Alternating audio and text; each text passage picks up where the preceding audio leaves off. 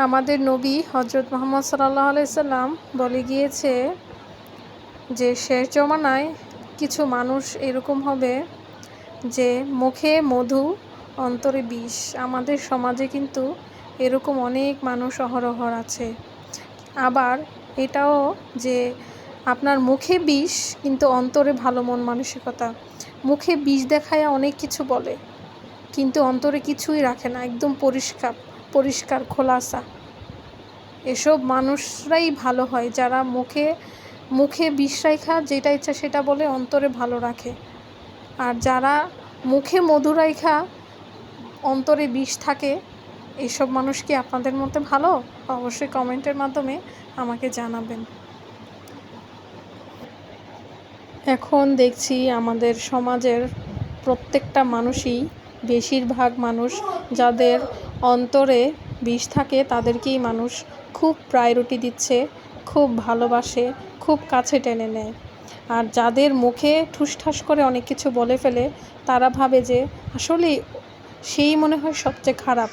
আপনাদের মতে কি এই মানুষটা ভালো না খারাপ সেটা আপনারা জানাবেন।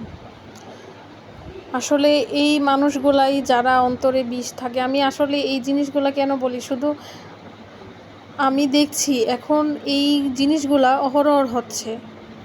এত মধুমাখা সুর, এত মধুমাখা কথা, এগুলা কি মানুষ অনেক পছন্দ করে, অনেক ভালোবাসে। দেখি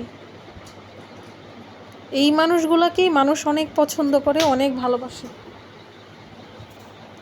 হ্যাঁ, আর যারা ঠুসঠাস মুখ দিয়ে কথা বলে, অন্তর একদম, দিল একদম সাফ পরিষ্কার, তাদেরকে আসলে ওইরকম দামও দেয় না, তাদেরকে আসলে প্রায়োরিটিও দেয় না।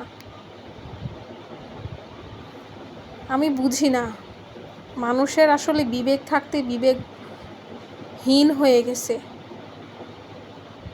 হ্যাঁ, বিবেকহীন মানুষ এখন সমাজে অনেক বেশি।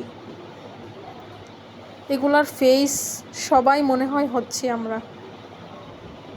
আল্লাহ আমাদের সবাইকে দিল সাফ, মন সাফ, অন্তর সাফ, সব কিছু যেন আল্লাহ পরিষ্কার রাখে এবং আমি নিজেও যেন আল্লাহ আমাকে হেদায়েত দান করে।